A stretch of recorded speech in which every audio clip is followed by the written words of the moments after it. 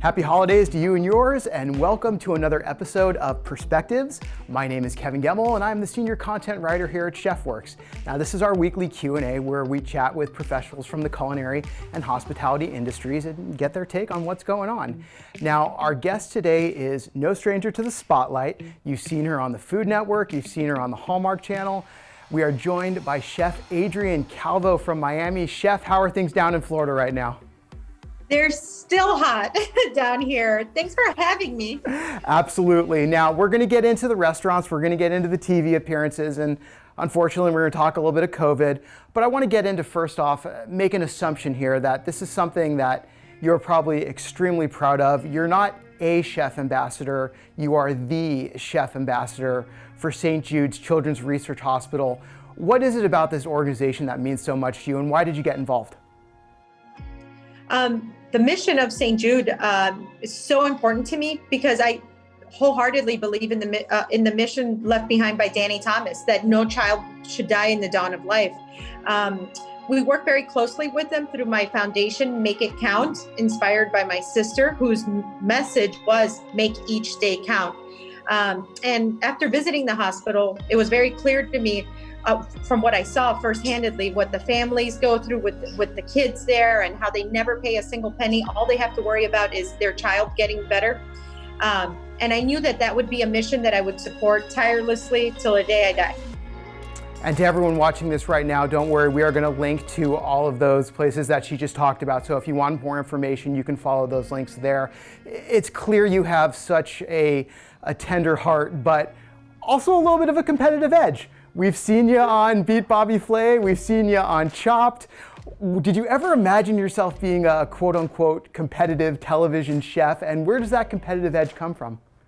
I don't know. I guess I'm an adrenaline junkie. I think all of us chefs are adrenaline junkies to some degree.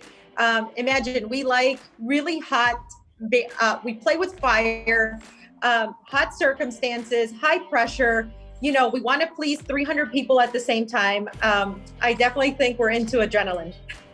Now, you talk about tough situations. You're one of the few chefs who's actually successfully taken a food truck and turned it into a brick and mortar. Now, I know you already had the established restaurant in Miami, but not a lot of chefs are able to make that transition. How did you do it, and what were some of the challenges? Well, it took a lot of years. I was a mom and pop shop for 13 years. And you have to be ready. You have to be professionally ready, emotionally ready, mentally ready. And you have to really know your industry. You have to be obsessed with it pretty much.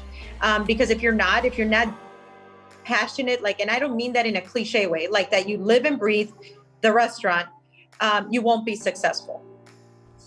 Now, as a restaurateur, you're more than familiar with some of the movements of 2018, 2019, the Me Too movement. It brought up so many important issues for women in the industry. I feel like a lot of that, unfortunately, got pushed into the background in 2020 because of COVID. In your opinion, when is it the right time? When is it appropriate to start bringing those issues back to light as the industry tries to rebuild itself? Yesterday. It shouldn't have gone away, or it shouldn't have to be brought back. It should just be something that is talked about, and not necessarily in the forefront. It should just be something that people are conscious of and just trying to move forward and progressively get better. It doesn't have to be a big news story. It doesn't have to be like that, oh my goodness, what are we talking about here and all of that. But it should be in everybody's mind, like, let's not do this anymore. Let's be different. Let's be better. Obviously, from your time with St. Jude, you know that food can be such a comfort to people. What does it mean to be a chef in 2020, and what have you seen from a resiliency standpoint from the industry?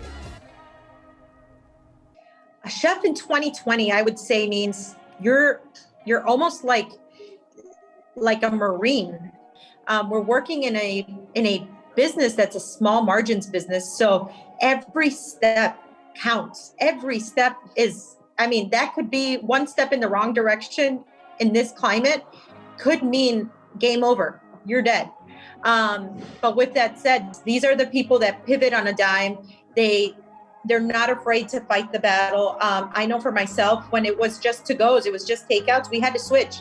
And we kept that communication alive through social media with our guests, with our fans. Hey, takeout, the experience is a little different, but the food is the same.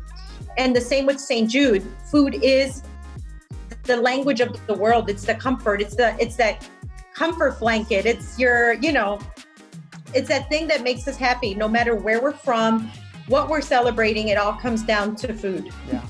Well, let's talk about food for a minute. Let's have a little fun with some rapid fire questions. Yeah. So let's get to. I'm ready. First thing that pops into your head. We've got some yes or no's, or we've got some just your first instinct thoughts. First off, is a hot dog a sandwich? Sandwich. Why?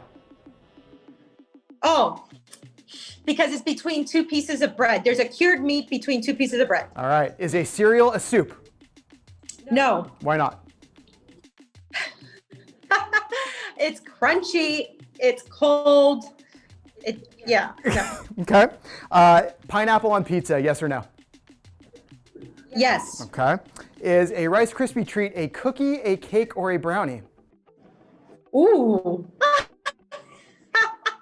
I would say it's a cookie. And finally, if 2020 were a food, what would it be? A durian. A what? Durian. Explain to me what, I'm sorry, I'm not a chef. What is a durian? It is the world's most smelliest fruit. Oh, okay. It is horrific.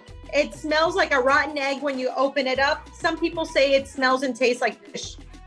Yeah. Okay, gotcha. I know what you're talking about now. I just didn't know the formal name. And last question, Chef, I want to end on a high note.